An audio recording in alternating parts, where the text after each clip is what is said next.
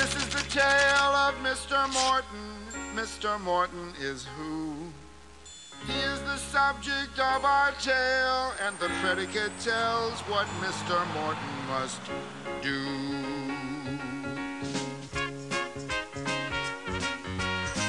Mr. Morton walked down the street. Mr. Morton walked. Mr. Morton talked to his cat. Mr. Morton talked. Hello, cat. You look good.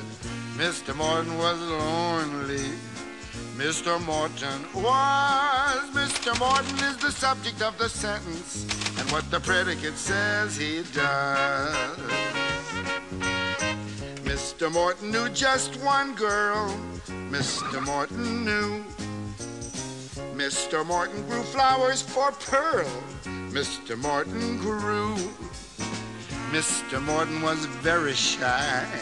Mr. Morton was. Mr. Morton is the subject of the sentence, and what the predicate says he does. The subject is a noun. That's a person, place, or thing. It's who or what the sentence is about. And the predicate is the verb. That's the action word that gets this subject up and out. Mr. Morton wrote Pearl a poem. Mr. Morton wrote. Pearl replied in the afternoon. Pearl replied by a note. Mr. Morton was very nervous.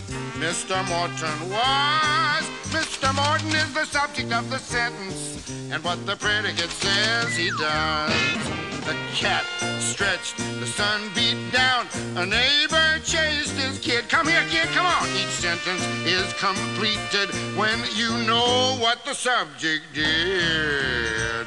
Mr. Morton knocked on her door. Mr. Morton knocked. Mr. Morton sat on her porch. Yes, he just sat there and rocked. Mr. Morton was a nervous man. When she opened up the door, he ran. Mr. Morton climbed up his stairs. Mr. Morton climbed. Mr. Morton rhymed pretty words. Mr. Morton rhymed. Mr. Morton was lonely.